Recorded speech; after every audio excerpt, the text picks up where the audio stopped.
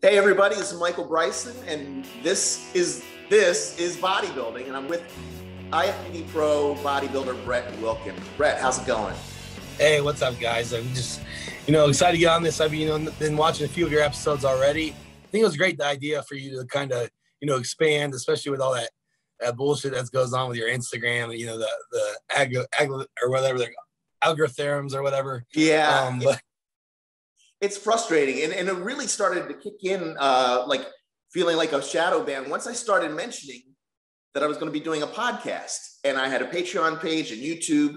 All of a sudden, I felt like Instagram just went, nope, no one's seeing this, So it's been aggravating, but keep on going. I'm trying to grow this thing. Right, and this is more the future. You've seen how much some of these podcasts have taken off. Yeah. So to speak, you that has access to a lot of great athletes, you build some good relationships. So you'll be able to get a lot of good people on here and that are willing to, open up a little bit more with you because they feel more comfortable. So, you keep going. I know you probably got some great interviews to come, you were saying. So, I'll be tuning in. And like I said, it's more of a relaxed, you feel comfortable, and people will say a lot more when you're comfortable. That's all. Yeah. Actually, sometimes after I go off the air, I get some really good stuff out of people too. That's more, I think I should have kept the camera rolling, but it's more the gossipy stuff. And I'm not really into that, but maybe it would get more hits, but I don't know. Yeah, for sure. So for you, Brett, I think the first time I saw you compete was 2017. It was in Omaha. What was the name of that show? It was the Omaha Pro for the pros, but you were in the amateurs. Yeah, so I think it was just called like the Wings Straight Omaha Pro, and then I was just in the NBC version of that. So where I'm from, quick background, I was, my wife is Ivana, so at the time we lived in Iowa. So Iowa didn't really have any bodybuilding, shows. They like maybe one or two that were always over on the borders of other states, so they could get other competitors. Because there wasn't a big bodybuilding background in the state of Iowa whatsoever. Luckily enough, her brother, Ivana's brother, got us into bodybuilding because he was a good bodybuilder when we were younger. And then, we kind of enjoyed it, and we did it because we loved it. That's what took us off on it. And then, but what we had to do is we always had to travel for shows. So like that was the easiest one, about a 2-hour drive. I think that was Ivana's first show. That was her brother's first show. So when I decided I wanted to compete, which was in 2017. But what I didn't realize, what's crazy is I met her in 2014. And I started living the bodybuilding lifestyle. So I was already kind of doing my thing there.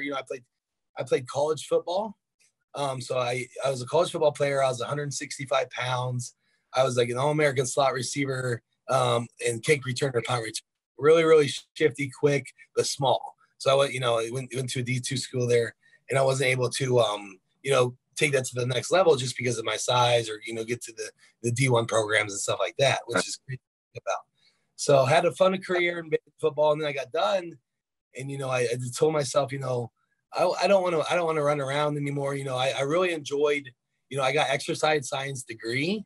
And I really enjoyed, the weight training. I was part of the strength and conditioning program, worked for him. So that's where I learned like programming, progressive overload. I had some great strength coaches there. So I realized that's what I really enjoyed. So when I got done with football, I didn't know really what I wanted to do. But when it came to like physique wise, I was like, I want to add some more weight and stop doing sprints so much and just focus on my own little, improving my physique, but I didn't know what I was doing. That's the crazy part. So fast forward, I probably did that for like years, met Ivana. I was still 175 pounds at that point. And I remember we started hanging out and stuff. And then like after a few times, and she got a little more comfortable with me and stuff, like she was like, why aren't you eating? Like, why don't you eat more? I eat 3 times a day. I eat like it. Like a normal person would, right? I thought it was kind of bigger meals, but I didn't know. And she's like, yeah, I've just been embarrassed. Like, it's like, I need to eat my meals, because at the time she was already pro. She had just went pro before we started, hanging out and talking and dating. And so like, she's like, I feel uncomfortable because you never eat. So I don't want to eat. And like, I'm like, oh no, you can eat whenever you want, And I'm like, what do you mean? Like, how many times do you eat a day? And she was like 5 or 6. And I'm like, what? Like, that's a thing, you know? So then that's kind of when it really took off for me. So that, like I said, like, and I was like, wow, you know, maybe I should be doing that and stuff. You know, I think it'll work. So that really launched me, you know, just, you know, starting to live the lifestyle with her. That's when I started traveling with her to her shows. That's, you know, that's when you and I met, you know, before I even competed. Like, I don't even remember. Oh, you froze up on me there, Brett. I didn't hear what you said. I just said fast forward, like for 2 years, I was just, you know, I started living the lifestyle, eating more, you know, focused on training with her, going to all her shows, meeting people. Like I said, that's when I met you first before I even competed and stuff. And then after a couple of years of that, you know, I was able to build myself up. I think I was like, you know, I got over like 200 pounds and like, I was getting interest from a lot of people because they saw my physique. Because what I was able to do, I still was able to do, is I was able to put on a lot of weight pretty quick, and staying relatively lean, you know, so like, you know, good quality, you know, gains, hypertrophy, things like that. But people were asking me, you know, can you like coach them, or like, would I do like nutritional advice for them and stuff? And I was, you know, I've never dieted down myself. Right. You were still figuring it out. Yeah. I don't even know what a diet, like a real cutting diet is, you know, like, right. I was a basketball player, football player, you know, so, but I mean, I was smaller, but I never actually had to do like a, you know, extreme diet or anything like that. I just like to stay in a good shape, you know, myself.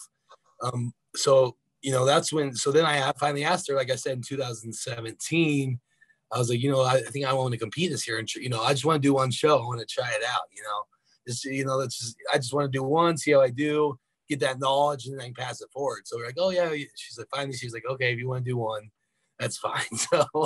So fast forward a little bit, you know, did a prep, you know, got the full experience. That Omaha show. And then were you just working with her at the time? You didn't have a coach or anything? Oh, no. Yeah, no, didn't have a coach. I used like, it was kind of a team effort. Like I said, I think at the time we were living with her brother. So the guy that kind of got me into it too. So it was like, he helped me out. She helped me out. We kind of just worked as a team. Right. Like I said, and I'll go into this a little bit more, but I'm really glad that this is how it all worked out, especially doing that all the way until I went pro, because it gave me a lot of knowledge, you know, a lot of trial and error things. So like I've a lot of things with my own body, trial and error, seeing what worked, what doesn't work, what foods worked, you know, how much cardio should do. So what it did is it gave me that knowledge to pass it on exactly what I wanted to do in the first place. Because then so now, you know, what I do is I coach a lot of athletes. I have a lot of clients, and it was all just because, you know, I took that time to, you know, do it myself and learn those things myself. Right. So there we were, you know, went to that show. You know, I did everything. The novice, the open, you know. Yeah. I didn't know, but ended up winning, you know, winning the open, at the time I was, so, you know, right. I didn't know, this is a new category at the time. Give it a try. I fit this weight category. It should be, you know, I think I had to be like 190 at the time. Mm-hmm. So I was able to do that on the open, won the overall in the open, overall in the novice, and just kind of won the whole show. And I was like, wow, you know, this is great. You know, that first rush, yeah. You know, just, you know, oh man, I can kick all these people's butts, whatever. And I remember, I think it was Bobby Lupo. He's a judge. He was a judge there, and he came up to me after the show. He's like, you gotta go to junior nationals next weekend. And I was like, junior nationals next weekend? What's that? You know, and like, he's like, it's a national show next weekend. And like, I look at Ivana, and she's like, oh gosh darn it, you know, she knew it was like, it wasn't just a show. So she, you know, luckily she agreed with me, and we went to that junior nationals the next weekend. So after that Omaha show, and I ended up, and that was back when like the top 2 would go pro. Right. So there's 35 guys in the class, and I ended up getting third at junior nationals that year. So I missed my pro card one week into my first ever competition ever. And, you know, that was kind of what, you know, really, really hooked me on this sport. I was like, man, like, wow. You know, I could, you know, I just did my first, you know, 2 shows within a week each other and almost went pro.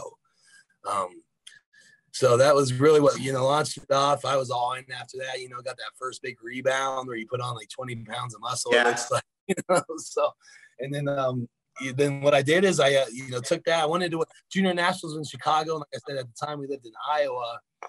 And so fast forward a year later, exactly a year later, went back to junior nationals and I won the 2018 overall for the men's classic physique. So I was class B and then I won the overall and then got my pro card. So I think I was like 195 at that time. And that was in did you, after that, did you compete? Did you ever do a pro show in classic? No. So yeah, I didn't think so. I thought you went to 212 like a year later or something, right?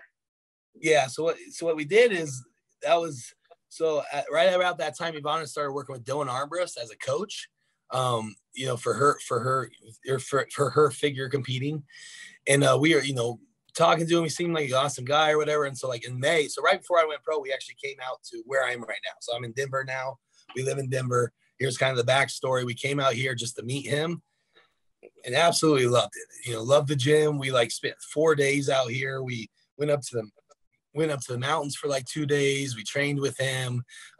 Just kind of fell in love. This is like first time we both were kind of out here and like, instead of just passing through, we actually spent time out in Colorado and absolutely loved it, so we were in a great point at that time. So I guess I was getting ready, finalizing on that show to go pro, but we were also like, we talked about it. It was on our minds and like sat down. I was like, you know what? Like I said before, bodybuilding wasn't really a thing in Iowa. Like Ivana was like one of the only pros in the entire state. When I went pro, I think I was the only male in the entire state. There's a few females, but like, I think, yeah, at the time. And so we were like, we need to get out of here. We need to go to a place that's going to, more marketing, more appreciative of bodybuilding. Cause like, it was like hard for me crazy to think about. It was like, I couldn't even like pose at like, yeah, because it was almost looked down upon, like, right. Like what's he doing? Yeah, it would be weird, right? So I'd have to like find back rooms, like cycling rooms and stuff, and like pose in there and like practice in there, and like it almost got kicked out of a few places. It's just crazy, like you got to put yourself in the culture of the sport. Yeah, so that that was kind of the deciding factor. We need to go somewhere, so we kind of thought different places. We really liked the Tampa area. But after we came out here and visited, her coach at the time, Dylan, we just fell in love. We went back and I was in a good position because I just got done working another job and I was in between. And I was like, you know what, like, let's run with this. Let's take a risk. Let's move out there. If we don't like it, we can back. Cause we no children. We were at the time living with her brother. Like we were like renting out the basement. And so like, we were like, this is a great opportunity. If we're going to do it, we're going to do it now. So packed up in the U-Haul, she followed me and we came out here, didn't look back. And, I still say that it was the best decision we ever made. That's awesome. Ever made for our relationship, for ourselves. And it's, put me to where I am now and excel. Mm-hmm. So like you said, like I competed in classic again because I moved out here and I put on about 45 pounds of muscle in like 6 months. Yeah. You have a physique that like, it just looks like it wants to be big, like just full muscle bellies everywhere. You have that men's open look to you. Right. So that's literally all I've learned. I think it comes down to my training. Like I talk about this, especially with my partner. I never, even when I was in classic, like people see me train, they're like, man, you like, and relatively speaking, that's like hard to determine what that means, but like you train like a body, and then it comes down to like, I'm very serious about my training. I take it very serious. Everything is kind of planned out.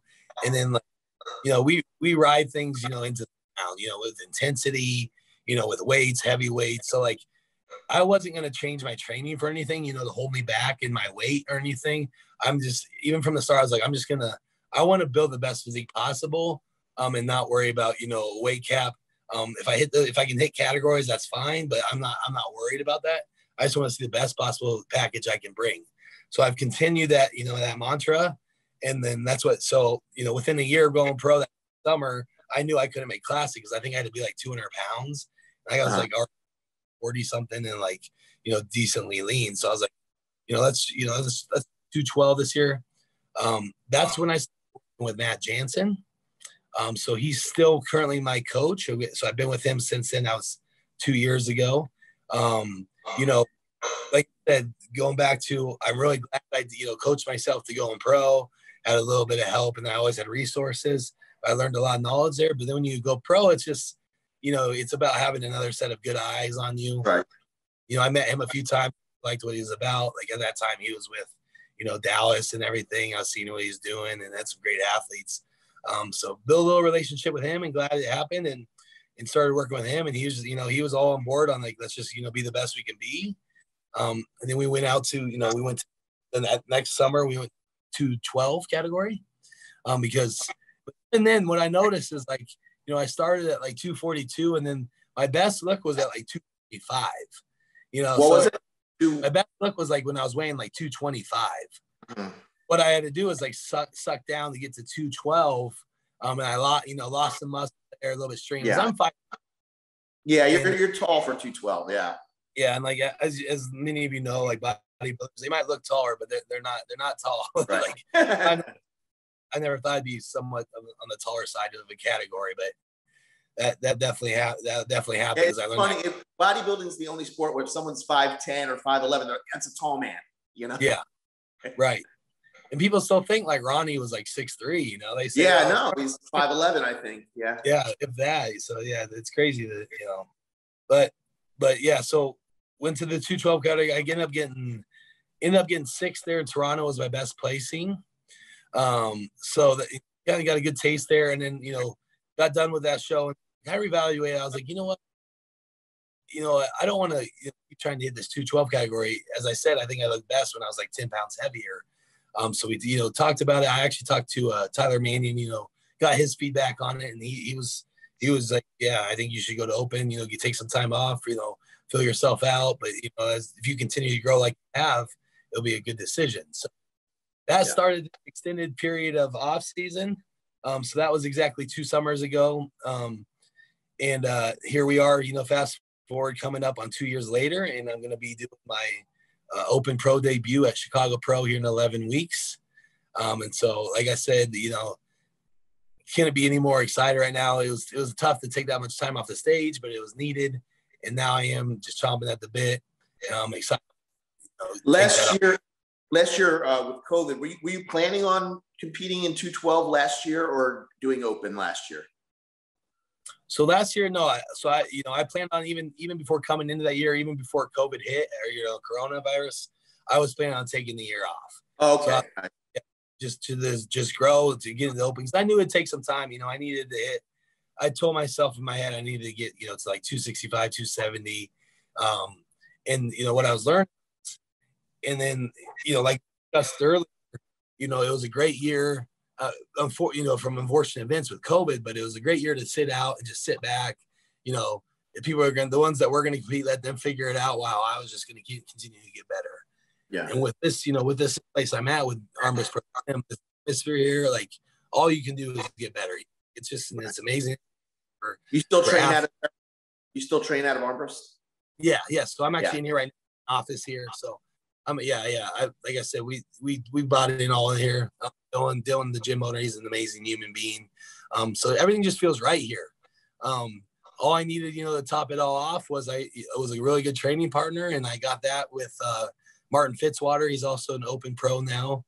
I've met him. He's good. He's got great physique. Yeah, so he's a young gun. He's 24 now. He was up from he's from Wyoming, just kind of a country boy like me. Okay. But what he would do is like last year he would drive down every week just to train here at the gym. And I remember like doing some posing classes, and I look over and this guy, just this young dude, just like huge legs, huge, round muscle bellies for it's like, whoa, I'm like, he's gonna be good. And he's like, I'm like, how old are you? And he's like 23. And I'm like, oh my God. So I was like, you want to hit a workout and stuff. And so kind of hit it off right there. He trains very well like me, very supportive. And like, so he ended up, we kept driving down. He kept driving down like every weekend. He just stayed with me. We got him ready for, so last year we got him ready for North Americans, or really we were just getting ready for whatever show would work out. That was. Right. And then North Americans was like the first one that actually worked out, and he ended up going pro there. He won the heavyweight division, and he lost the overall to Nick, but you know, it was a good battle there, and some good future right there. So like I said, he's been a very good, you know, adversary here. We kill it every day. We have the same mindset. We have the same focus. And I would say that's one of the main, you know, contributors to, you know, not obviously behind the scenes with the food, the nutrition, the recovery and everything, but the training aspect of having a really good partner has been huge. Especially someone going for the same goals of trying to get bigger, to get into the open division. So I think we've put our names on the map there, with, you know, our tenacity, our work ethic, and just our progress out here. So you know, where we're at now. Yeah, I'm excited to see you this year, because I mean, you already had like great muscle separation. There was no weak body parts. Do you think of yourself as having something lagging or lacking? Well, I'm a bodybuilder, and all true bodybuilders are going to think they have something lagging always. Yeah. You know? No one can look at themselves. I mean, remember even like Art say, like, he couldn't even look at himself in the mirror, and you're like, man, he was like a god. You know what I mean? Like, because you always identify. But like, that's one we are, you know, especially my training, we were very, very good at, is being as symmetrical as possible. So if there is, you know, a weak part, like, you know, I would say my shoulders weren't as round as I wanted them to be this last year. So I really focused on that, adding in an extra day. You know, hamstrings were a little bit behind the quads. So, you know, switch the focus to, you know, throwing in some extra on the back day. So kind of comes down to, you know, setting up your training. And, you know, that's what bodybuilding is about, is, you know, having yourself look at yourself, see what you think is lagging, and then have another pair of coach, a good training partner, that will either agree with you or tell you you're just being a little crazy, or, you know, just then they'll help you reach that point too. So that, you know, we keep reevaluating and then changing our training to be as perfect as possible.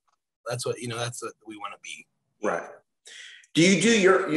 Does Matt just do your nutrition and you take care of your own training? Yeah. So he does. Yeah. So right now I'm checking in with him every morning, pretty much. You know, that's the great thing. We have a really good relationship and friendship. I literally kind of text him every morning when I start my day, what my weight's at. And, you know, he sets the plan on the food, and then he knows, like, he's never tried to push the training on me. I think, you know, we trained a few times together and he saw it, and like, he's like, you know what you're doing, you know, and he trusts that, you know, he tries to get everything done. So that's what's great, is, you know, we've been able to really work together as more of a partnership. And like, he knows that I'm gonna get the things done on my end, and he'll get the things done on his end. And it's been a good relationship. Yeah, that's awesome. When you were starting off in bodybuilding, did you have any sort of like early role models in terms of physiques or what you wanted to look like that were already out there? Right. So like I said, I've been doing this for about 4 years now. So like, it's still like, I'm still learning things that, you know, I'm at the point where I'm really diving back into like the 70s and 80s bodybuilders. A lot of people started there because they liked them when they were like 14 to 12 through 15. You know, I think my first interest in bodybuilding actually came when I was about 17 or 18, because like one of my friends at the time, his uncle was, he did some shows. He was actually like Mr. Iowa back then. And we would go to shows. And that's kind of like initially first kind of clicked for me, because I would go to these shows, you know, 2 years in a row, he went to the shows and he won. And like, I just thought it was really cool, and I was kind of fascinated by it. But then, you know, I was still really, really involved in sports. So, you know, I was in the mindset, you know, I was going to run sports as long as I could, which I did. And then when I got done with football, that's when I kind of like, you know, went back to, you know, the roots of, you know, that's what I wanted to kind of accomplish for my physique, my body. So that's kind of what started out for me. And then at that time, so like when I was getting ready for those shows and stuff, like I made a post about this recently, but like I was talking to Flex. It's crazy because now I'm like, you know, friends with Flex Lewis and stuff. So it's like, I was telling him the story because I went out to his grand opening at the gym and stuff. And I was like, I remember when I was, you know, when I was getting ready for that, I think it was the first show or whatever I did. And I was working in the cubicle. I worked as a home mortgage consultant. So I was in a cubicle all day long, you know, on the phone, trying to sell loans and everything. And what I'd do is I'd just be sitting there and I would be watching Instagram. So I'd watch Instagram stories of Flex Lewis. And then that's when Dallas was down there, you know? Yeah. they were like the first guys I remember that would just literally just post their entire workout on their story. Yeah. Yeah. So like I would just sit there all day, you know, and like I'd watch their stories and I'd write down the movements they were doing. So wow. I would literally, you know, they trained earlier in the day. I'd watch it on Instagram, write it all down, and I'd go to the gym after work and I'd do those exact same workouts. Wow. That's cool. Like that's you know, that's fun to like talk about with him, you know, to this day and stuff. Cause now, you know, I've had these opportunities to really be around him, get to know him better and things like that. But those were kind of the first couple of guys that we're following, looking up to. Of course, you know, Phil Heath was the big one because he was winning at that time and just, you know, the ideal physique and how he held himself. So that was what was really cool, is to move out here and then be around. We've built a pretty good relationship with, you know, him and Cherie, Ivana, and myself. I think, you know, they knew right away that we were here for the right reasons, you know. Right. Honestly, you know, good people from Iowa and stuff. So he did a good job of like kind of taking me in a little bit under his wing, especially for that first prep here. You know, talking a lot about the mental side of things, you know, mental side of preps that like not many people go into, you know. You know, Phil, you know, he's very knowledgeable and he likes to talk that, you know, people don't, in the mindset, you know, how you carry yourself, you know, what you do in certain situations, you know, how you handle your business, if you lose, how you handle your business, things like that. So he's been a great tool and resource. Like if I ever need anything, he's willing to, you know, have a conversation about it. You know, I know he's helped Ivana out a lot as well. They have. So it's been, that's been probably one of the coolest experiences being out here. And then also, you know, seeing him win that 17 and then come back and everything. So, but now I think he's moving. I talked to him the other day. He's moving down to your area. Where are you? I'm outside of Dallas, a town called Rockwall, but the Dallas area. And I think he's coming this way. Yeah. Which I'm looking forward to that. Yeah, I think what's cool, like when you talk about the mental aspect, you know, I've become friends with several people in the business and some coaches, and it's interesting speaking with them about their client, their competitors, and the various mindsets and how important the mindset is compared to just the physical attributes of a bodybuilder. That you can have all the physical gifts in the world, but if you don't have the mindset, the strength of your mind, you're not going to go very far.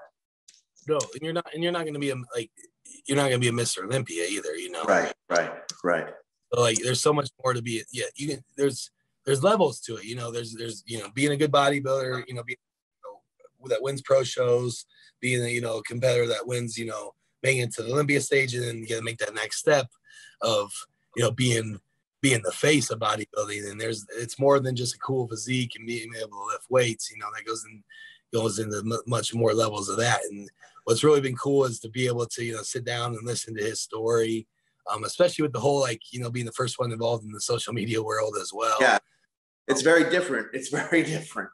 You know, Dorian had the luxury of being able to disappear and not be seen and just do his thing, and just be seen once a year on the Olympia stage kicking ass, which Phil did too, but he had social media to deal with, and that was very interesting.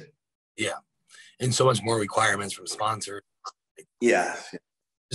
And putting you on the spotlight. It's definitely changed the world, but, you know, he handled it very well. I think, you know, he liked to rally some up and stuff, made it fun. So, you know.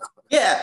People, he added personality. It was an exciting time. I think like a lot of this stuff, you know, I was talking to Phil about this the other day, about how there's eras in the sport that are really exciting and awesome, for various reasons. Like the 90s were amazing because there's all those guys who could have been Mr. Olympia if Dorian and Ronnie weren't there. You know, they were so talented and so good. And I think we kind of had that period again during Phil's reign, because there were guys like Dennis Wolf, Branch Warren, Dexter Jackson, Kai Green, and that rivalry too was just so exciting. Kai and Phil, their personalities were so big. And right now I feel like it's kind of lacking. But the cool thing about right now is that you're seeing like people like yourself and a bunch of younger guys who are about to happen. It's about to like be a new era. Yeah. I think the next couple of years are going to be really exciting times. Yeah. I mean, I've been having these conversations, like, just, you have that sense, you know, they're like the next generation's coming, just because, you know, these guys at the top, like, they've been killing it for years, you know. Finally Dexter, like, you know, it's kind of 50 years old, still doing it, but it was time. Yes.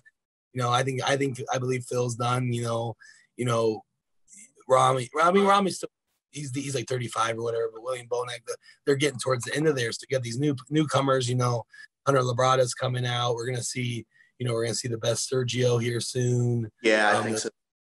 A lot of younger generation coming in, so it's gonna be really exciting, especially the Chicago Pro. You know, so I'm just hoping, you know, I want to go out there and make a statement.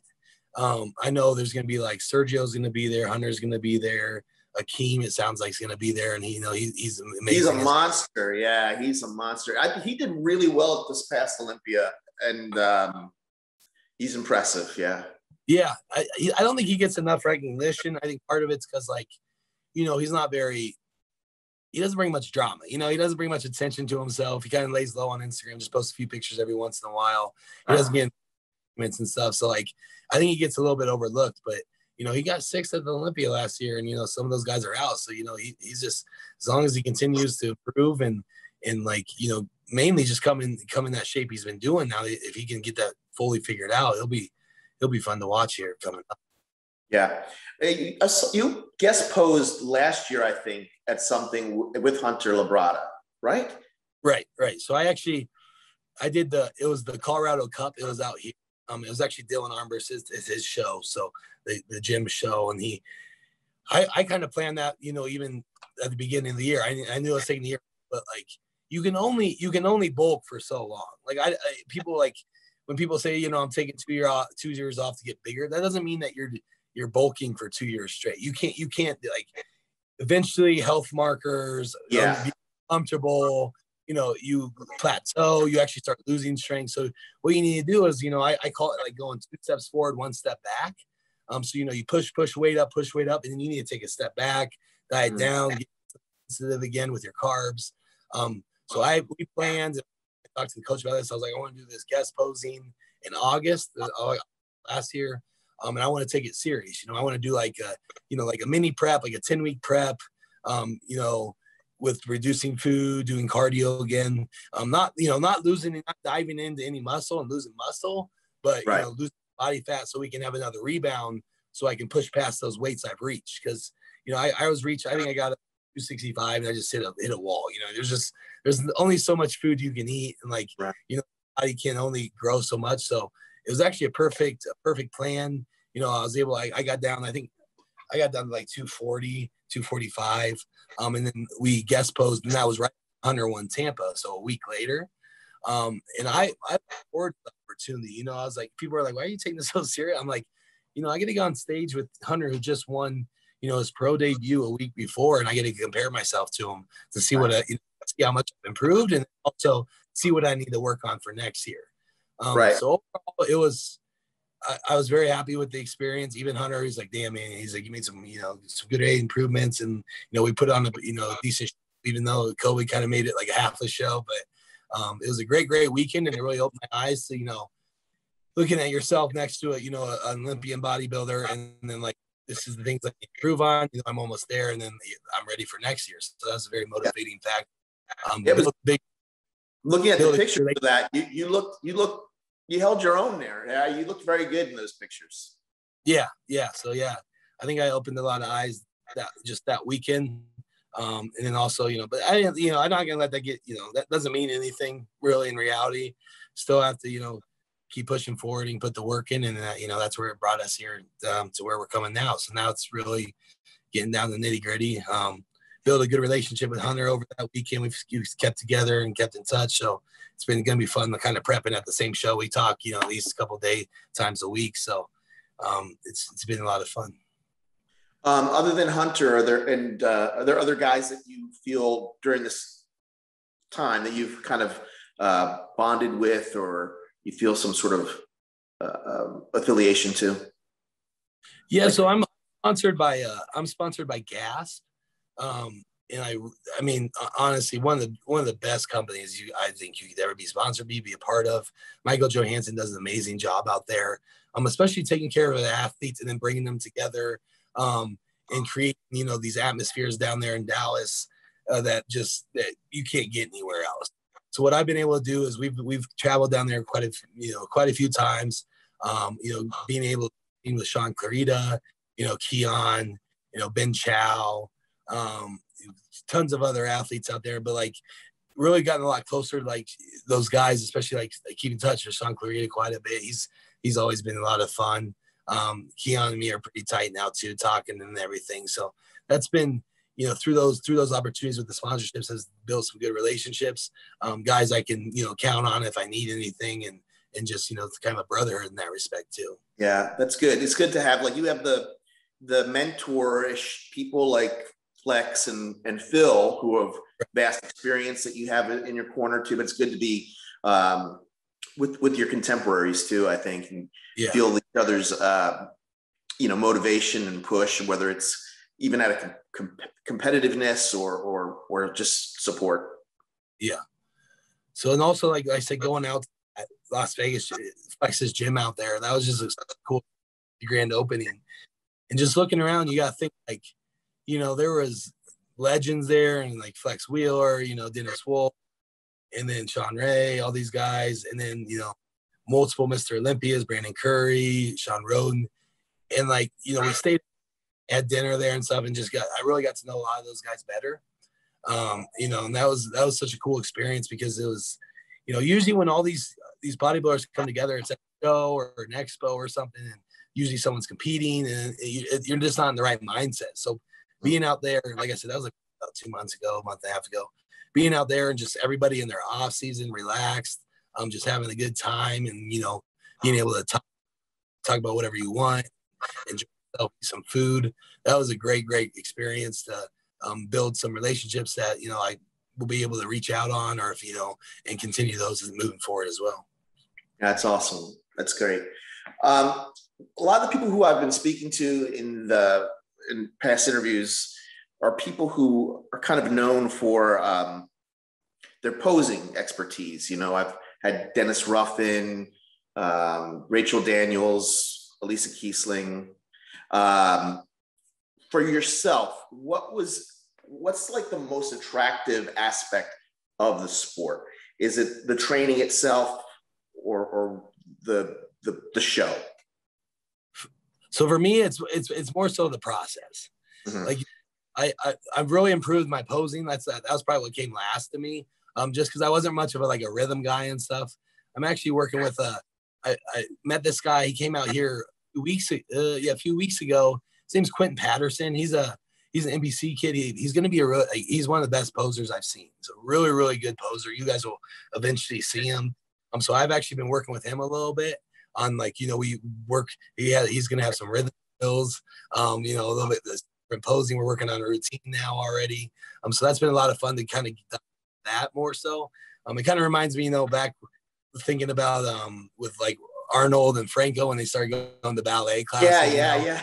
Because you have to, when what the sport is, most of the people, besides like Terrence, those people you talk to, they probably fell in love with it because they enjoyed the posing aspect. I think the vast majority, enjoyed the training aspect, or at least seeing the progress aspect that comes from the gym. I think most people, that's what it is when they go, oh shit, this is happening to me. Like that's the attraction, I think. And then they realize their genetics are great and they're doing it really fast and faster than everybody. They're like, okay, I gotta follow my clicks here, So yeah, I've always been a process. Like I said, that just kind of came from the sports background, the competitive background.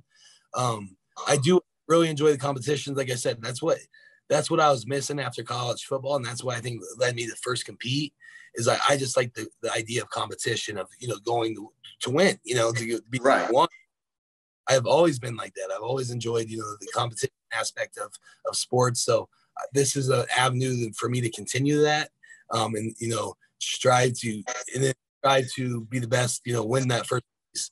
But the main thing is what comes with that is the process. And there's no process like there, So like I've said this many times before, but I'm not sure where I saw this quote, but it's one that really sticks with me is like bodybuilding is it's a marathon made up of daily sprints. You know, it's you think about that, you know, the bodybuilding is such a marathon, you know, like look at Dexter, he did it for freaking 30, 40 years, you know, and like, you know, look at these guys that they don't win that, you know, didn't win their Olympia until they were 16 years in, things like that. So it's like, it's such a marathon, but the thing is you have to hit each day like it's your last. And there's no other sport like that. You know, there's football, right. You know, the majority of football players, you know, they're very gifted as well. They take off in the off season, they're taking off season just to relax, recover, which is understandable, but honestly just go to enjoy them. With bodybuilding, you get off the stage and you're the next week, you're back on going, looking at the next, you know, looking at the stage. It's funny in bodybuilding too, you say off season, but it's really not an off season. That's when it's your diet changes and stuff, but you're working out harder probably, or just as hard. So there's really for true bodybuilding, there isn't an off season. Like it's the change in diet, and still, you know, the distribution is still there.